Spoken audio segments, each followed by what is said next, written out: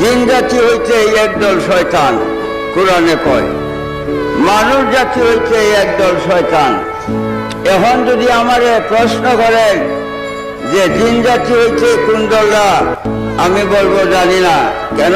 চোখকে দেখি না, কেমনে বলবো কোন দলরা শয়তান? এখন আপনার প্রশ্ন করবেন রেজভি সাহেব, জিন জাতি তো চোখকে দেখেন না, উত্তর দিতে পারেন না। মানুষ জাতি তো চোখকে দেখেন। আল্লাহ যে কইছে ওয়ান্নাস, মানুষ জাতির মধ্যে একদল শয়তান। মানুষ জাতির মধ্যে কোন দলরা শয়তান? তাফসীরে রুহুল বয়ান 15 খণ্ড, এত বড় কোরআনের তাফসীর, স্পষ্ট লেখা মানুষ জাতির মধ্যে এই দেওবন্দি তাবলীগ জামাত শয়তানের দল।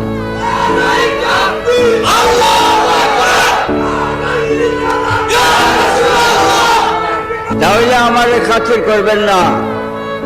তাফসীরে রুহুল বয়ানের এক সেখানে স্পষ্ট যে বর্তমান প্রচলিত তাবলীগ জামাত মানুষ জাতির মধ্যে শয়তানের দল।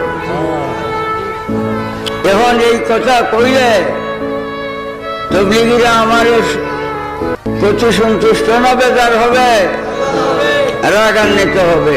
বাবা, তোমরা আমার প্রতি রাগান্বিত হওয়ার জন্য আমি বলি নাই। তোমরা যে কুমন্ত্রণা দিয়ে ঈমান বরবাদ করছে, এই দুঃখে দুঃখিত হয়ে আমি বলতে বাধ্য হয়েছি।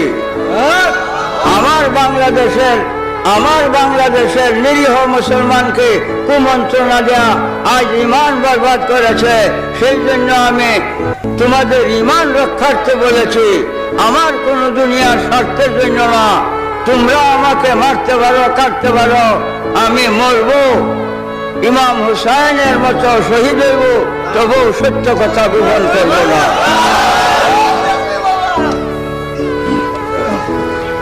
বাবা,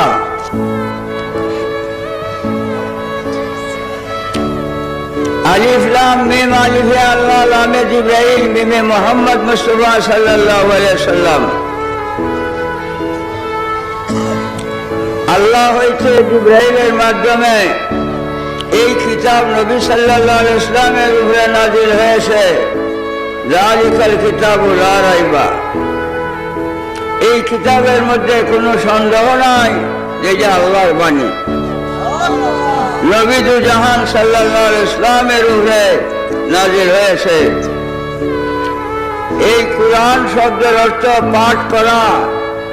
এই দুনিয়া যখন সৃষ্টি হয় নাই, মানুষ, জিন, ফেরেশতা, পশু পাখি, আসমান জমিন, আগুন, পানি, মাটি,